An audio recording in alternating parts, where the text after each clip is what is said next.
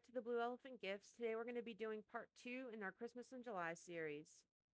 I've already mixed 200 milliliters of resin. I'm using J. Diction's High Gloss Epoxy Resin. It's a 1-to-1 ratio by volume. Now I'm just decanting my resin into 3 different cups. More in 2 because I want the silver and gold to be my main colors.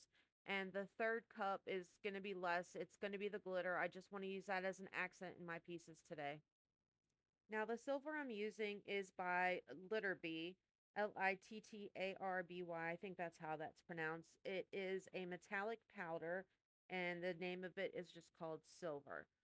This is the first time that I'm using any mica powders by this brand, and it mixes into the resin quite nicely. I didn't need a lot. It came out pretty opaque, which is what I wanted.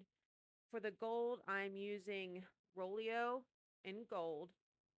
And now I haven't had these mica powders all that long, but I have to tell you, they are some of the most beautiful, beautiful colors that I have used as far as mica powders go. Um, I was having a hard time finding a red, and a red that actually looked red, that didn't look pink when you were mixing it into the resin. I've had a lot of them that look red in the packaging or in the bottle or whatever, and then when you go to mix them, they have like this pink sheer to them. And I wanted a red, like a true, true Christmas red. And I ordered this sample pack from them, and I think came with it's either 16 or 24 different colors, and it came with a scarlet. And it is an absolute gorgeous, gorgeous red. Now, the one thing about the gold mica is that it is very, very light. So when you open it, it flies everywhere and makes a hell of a mess. It's a beautiful gold though, so I'm happy with it. For the glitters today, I'm just using glitters that I got from Walmart. The first one is rose gold. The company is Sulyn glitter, and it's a fine glitter. I'm just putting a cap full of it in. And then for the white glitter that I'm using in it, it's an extra fine glitter, and it's the same company, and it's called Crystal Diamond. And I'm putting about a half a cap full of that in, and then I'm just going to mix those two colors up. And that's going to be my accent color for today's pieces. I don't know about you guys, but I'm super excited to be doing Christmas ornaments. This is my first year working with resin. I didn't start until like February, March-ish. Um, and Christmas is like my favorite time of the year, and I love doing Christmas decorations and just making pretty things. So when Christmas in July came around, I was like, "Oh yay, I can't wait. I can't wait."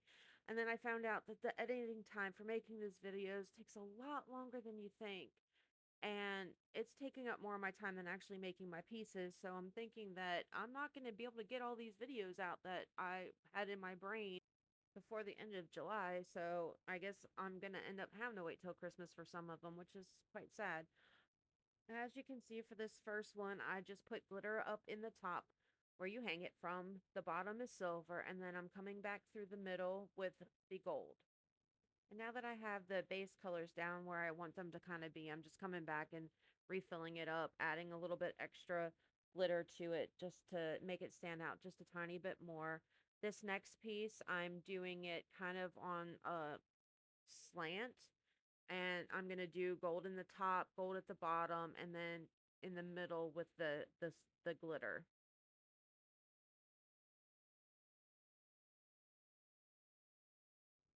And then I'm just coming back through and making sure that my mold is completely full.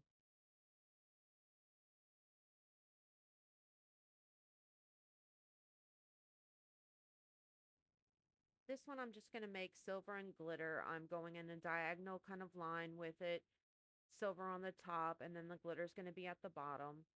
Now, when you're doing the ornaments, right around the little knobby thing where your hook and ribbon or whatever you're going to put in it is going to go, you do want to make sure that you go around with a dotting tool or something like that, because you don't want the air bubbles to get trapped around there. They like to hang on like 90-degree angles, and they tend to get stuck around the edges and around those little knobs, and then you got these big air pockets when you pull them out later on, and it's just kind of makes your piece look ugly. I mean, air bubbles happen. There's nothing that you can do that's going to 100% completely stop them from happening. It's just, it is what it is. But we can minimize the amount that we get. The last two that I just did, one was just solid silver, the other one was solid gold. So I'm not going to lie, I'm the worst. I don't measure out how much resin I'm going to need before I start a project. So usually it goes one way or the other. Either I don't make nearly enough or I make way too much. And in this case, I made way too much. So for the instances where I make too much, I tend to keep empty molds off to the side that I can use for whatever extra resin I have left over in a pinch. This is just some cute little ornaments that I actually have some ideas for the Christmas trees on there. I think what I want to do is, the pillar candles that stand at like 3 and 5 inches wide. I think with the trees, I want to make a base for it and kind of glue the trees around the outside of it to make it like a candle holder, but for decorative purposes only. Because, we don't want to burn anything with like candles, open flames, anything like that around resin because it cannot withstand those high heats. I'm just going to give it a quick spray of isopropyl alcohol. I use 99%. I do think that using this on it ended up messing up the back of the silver. I think it left a film on it. If you can kind of see on the back of the big silver bulb that's by itself, and even on the deer in the tree, there's kind of like a weird looking oil slick on there. Now, this piece here is probably one of my favorites. I do like how the gold glitter spread out, but not overtakingly spread out. So it where it doesn't overtake it, it just kind of spread out a little bit more than what I put in there. But those marks on that bulb, I don't like, and I think that that's what it could potentially be from. Now, not having used that particular mica powder before, it could be just how that sets. I'm not sure. I'll have to try it again and see what effects I get with it. This piece was kind of nice too. Yeah, see, I'm pointing out that I just don't like that. And then now comes the straight silver one. Again, it's that same weird texture look on the back. The front piece doesn't look like that, so again, it could be from the alcohol or it could just be the way that this particular mica powder is. Now to demold the little bonus pieces that I got. These turned out cute. What I'm going to do with the bells and the trees, they have these little like snowflakes, stars, stuff like that on them. So I'm just going to take some acrylic paint and kind of highlight those areas on them.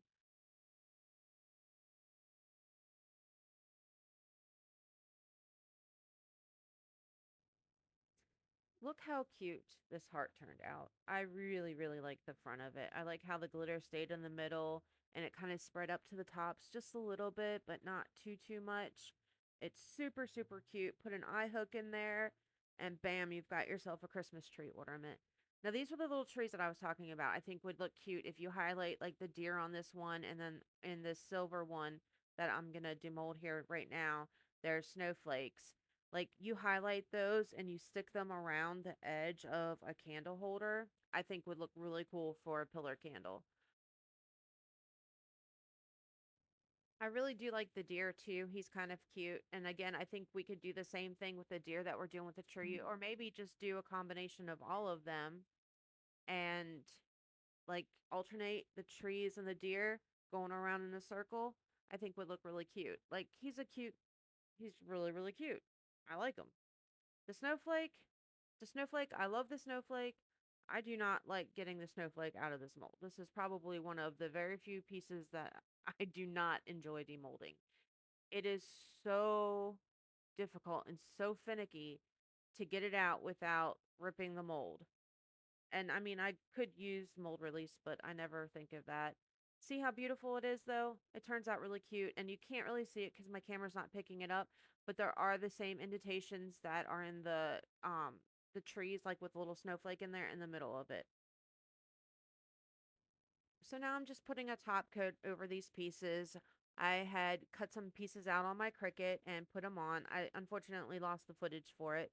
Um, but when you do it, just make sure that your surface is level. You pour a little bit in the middle and kind of let it spread out to the edges, and then just kind of tease it with your silicone tool all the way out to the edges. You want to make sure you put enough so that when it dries, it's going to pull in towards the middle, right?